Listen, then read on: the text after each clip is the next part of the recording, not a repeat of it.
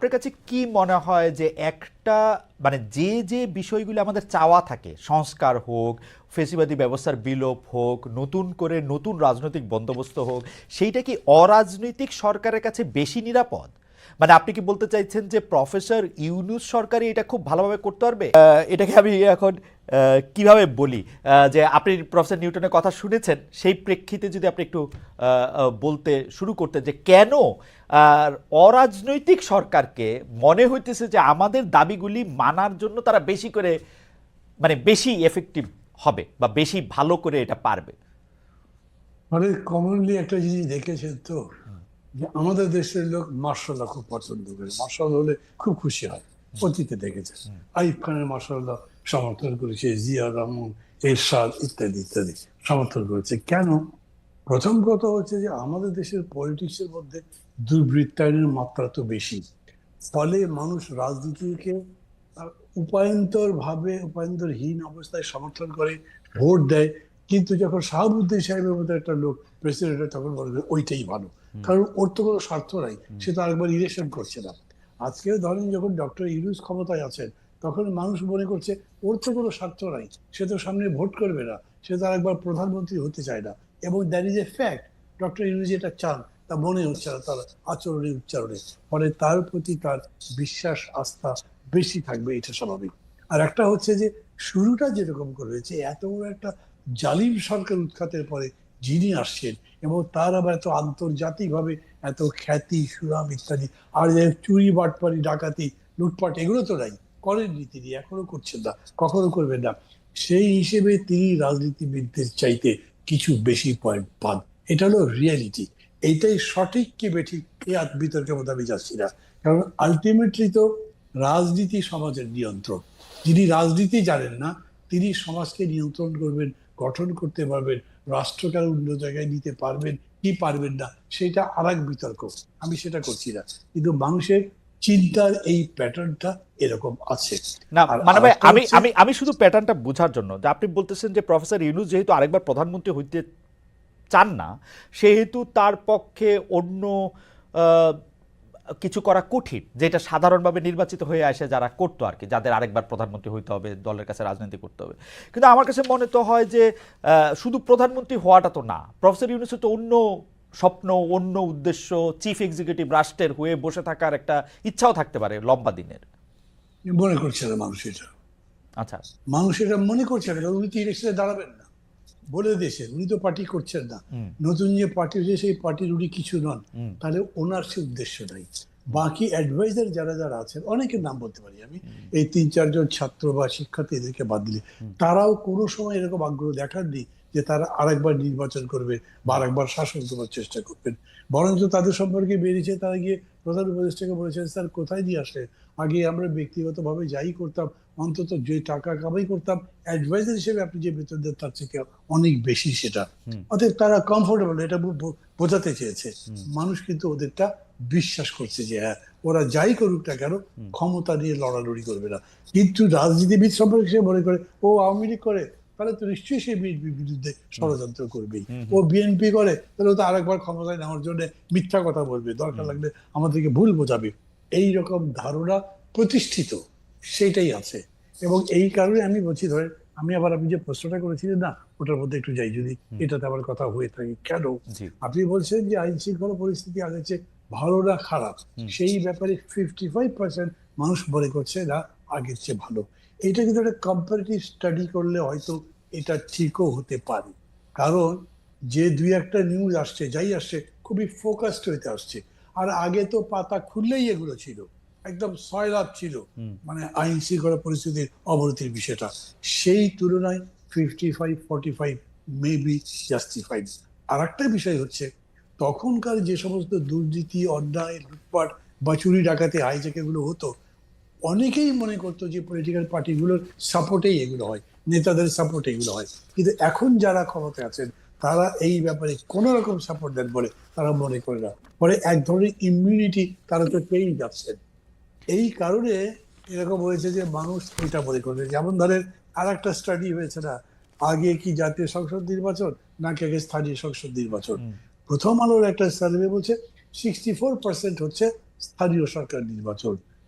তো এখন ওটার ভিত্তিতে কি সিদ্ধান্ত হয়ে যেতে পারবে? এর সাথে পলিটিক্স কিভাবে যুক্ত? মানুষ এখানে কিন্তু রাজনীতি আছে না। মানুষ দেখছে যে আমি আমার ডেথ সার্টিফিকেট পাই না, তারপর ব্যবসা করবো তার জন্য পাই না, আমার আরো যে সমস্ত সোশ্যাল মানে দরকার আছে, সার্টিফিকেশন বা অন্য কিছু, এটা তো পাচ্ছি না, যেহেতু আমার কোনো সরকার কিন্তু নেই। মানে সে ভাই আপনার কাছে মনে হয় না যে এইসব জরিপের অনেকখানি হচ্ছে মত মোরল বা ওপিনিয়ন লিডার দ্বারা প্রভাবিত? কারণ হ্যাঁ, হতে পারে। অনেকে তো এই কথাও বলতেছেন যে পলিটিক্যাল লিডাররা না আসলে বা পলিটিক্যাল গভর্নমেন্ট না আসলে এই যে নিরাপত্তার ব্যাপারটা বা নিরাপত্তা বোধের ব্যাপারটা সেইটা আসলে ঠিক হবে না। সেইটা হুম, আসলে হুম, হুম। কারণ এই সরকার কোনো মতে একটু সময়টা পার করে দিচ্ছে, হয় না, ক্রিজে বল ঠেকাইলাম, ডাক করলাম, সময়টা পার করে দিলাম। মানে মানে ওরকম আমারও মাঝে মাঝে মনে হয়, কিন্তু আমি ঠিক অতখানি আবার বিবেচনাহীন হতে চাই না। কারণ আমি যখন দেখি যে ধরেন যেরকম করে তারা ইতিমধ্যে তারা 6টা কমিশনের রিপোর্ট প্রকাশ করেছেন, আমি জানি না খালেদা আপনি পেয়েছেন কিনা, জি। পরে বোঝা যায় তো যে তারা পরিশ্রম করেছেন, পড়াশোনা করেছেন। পুরা প্রপোজাল আপনি অ্যাগ্রি না করেন, কিন্তু এইটা পুরা জাতিকে, আপনি কল্পনা করেন, পুরা জাতিকে কনস্টিটিউশনের বিতর্কের মধ্যে চাপিয়ে দিয়েছে। এই যারা পার্লামেন্টের মেম্বার তাদের 50% হয়তো কনস্টিটিউশন ঠিক মতো পড়েনি অতীতে। এখন আপনার চায়ের দোকানে পর্যন্ত কনস্টিটিউশন, না নির্বাচন প্রক্রিয়া। এটা তো একটা মানে আপনার কাছে ঠিক পাঠ মনে হয় কিনা, এটা তো একটা ঠিক মানে আমরা ওয়ার্ল্ড ব্যাংক থেকে ইন্টারন্যাশনাল এনজিওগুলির থেকে শুরু করে নতুনকার এনজিওর কাজে এগুলা যে কমিশন করবে, রিপোর্ট করে সেটা নিয়ে আলোচনায় রাখবে। কিন্তু শেখ হাসিনা তো সংবিধান দেখে দেখে মানুষের উপর অত্যাচারটা চালায় নাই। সংবিধানটার প্রতিপক্ষ করা হয়েছে, সংস্কারের কথা বলা হয়েছে, এটা আরেকটা পলিটিক্যাল গভর্নমেন্টই তো করতে পারতো বা করা উচিত ছিল। কেউ কেউ এরকম বলে থাকেন। আপনার পলিটিক্যাল গভর্নমেন্ট তো করেনি, না মানে এরা করছে। এবারে পলিটিক্যাল গভর্নমেন্টের উপরে সেই চাপ আমরা রাখতে পারতাম যে সংস্কার কমিশনটা করো, হ্যাঁ, এবং হ্যাঁ, সেই হতে সংস্কার পারে। কমিশন করে আজকে প্রদেশ, কালকে উপদেশ, এটা কিরকম? মানে এটা তো মানে যাইছে তাই, মানে যখন মানে যেটা আপনি মনে হয়েছে, মানে ভাই আমরা সংস্কার কমিশনের রিপোর্টগুলি দেখছি, সেটা প্রশ্নের সংস্কার কমিশন হোক, সংবিধান সংস্কার কমিশন হোক, প্রতিটা জায়গায় মানে আমি বলবো যে নভিসি ভাবে সেই সংস্কার কমিশনগুলি রিপোর্ট করছে অনেকগুলি জায়গায়, প্রতিটা জায়গায় আমি যেটা মানছি, আমি মানছি, কিন্তু সবগুলোই তারা, যেমন ধরুন কনস্টিটিউশনের যে এবং মানবে আমি আরেকটু যোগ করি, ম্যাক্সিমাম এগুলি করতে আমি পরিশ্রম disagree লাগে না। করি। আমি আরেকটু যোগ করি, এগুলি করতে আমি পরিশ্রম লাগে না। এই যে একজন প্রফেসর এখানে আসেন, তার কাছ থেকে আমি শুনবো এগুলি করতে পরিশ্রম লাগে না। যেইভাবে এই কাজগুলি হয়েছে সেগুলি স্যাররা, আমাদের স্যাররা, এই যে নিউটন স্যার আছেন, এই আমাদের ক্লাসরুমে এর চেয়ে বড় বড় ইয়া দিতেন আসলে। যাই হোক মানবে আপনি বলেন। না, আমি আমি বলছি যে আগে পলিটিক্যাল পার্টিগুলো করেনি, এরা করছে, সেই করছে যে সেটাকে আপনি কেন ক্রেডিট দেবেন না? একটা তো কথাই চালু হয়ে গেছে, সে হচ্ছে যে বাবা দেশের মধ্যে প্রতিষ্ঠিত হয়েছে যে আমাদের এগুলো বদল করতে হবে। ধরেন এরা পুরোটা করতে পারলো না, দেখা গেল এন্ড অফ দি ডে যে এদের 80% জিনিসই ট্র্যাশ হয়েছে, কিন্তু ধারাটা তো চালু হয়ে গেল। পরে যারা আসবে তারা আবার এটা কন্টিনিউ করতে পারে।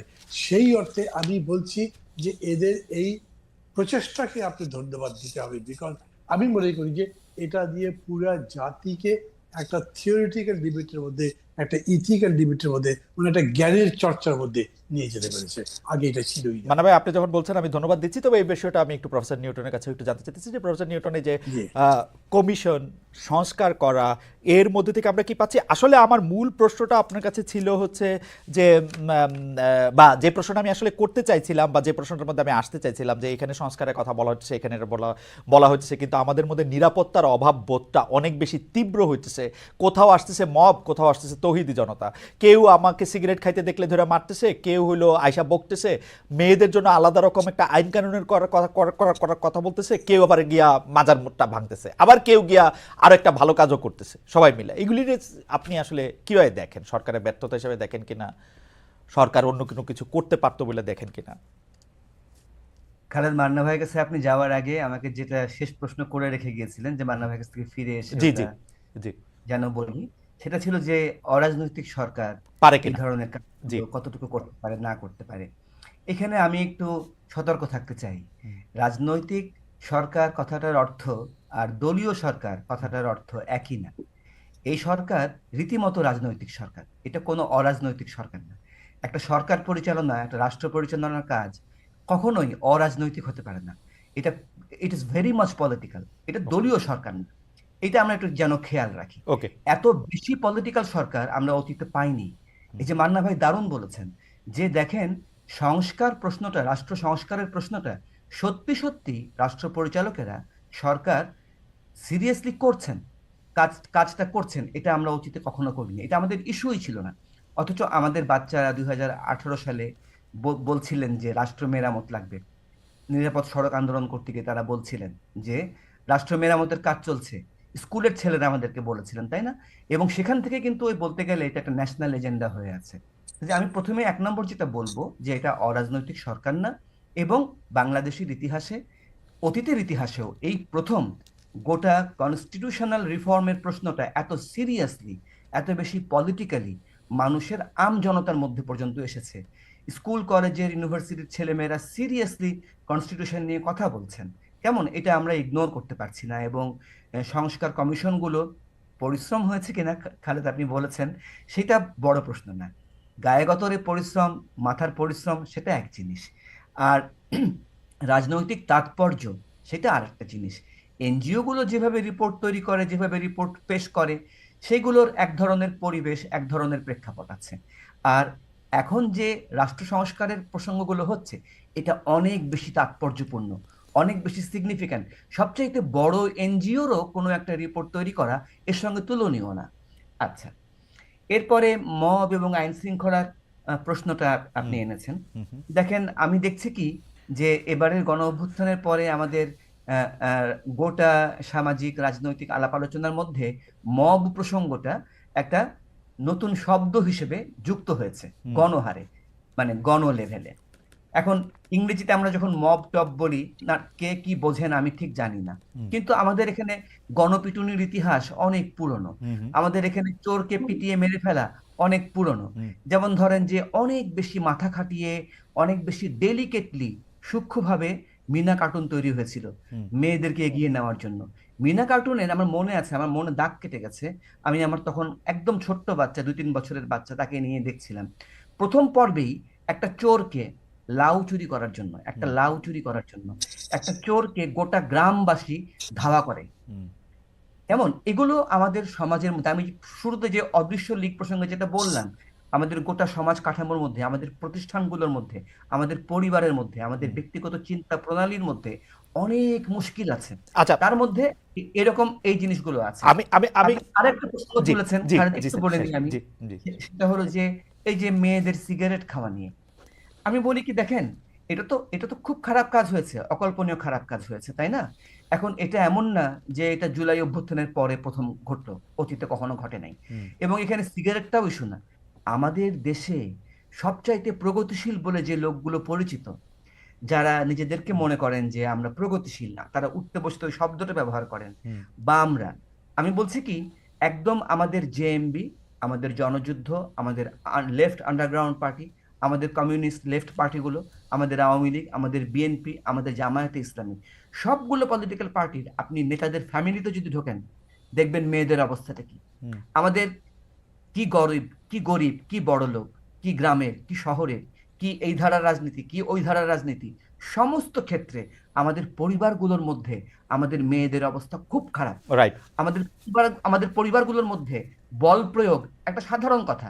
উন্মাদের একটা কার্টুন চালু হয়েছিল, স্লোগান হয়ে গেছিল, আপনার মনে থাকবে, সবার মনে আছে, মায়ের উপরে ওষুধ নাই। রাইট।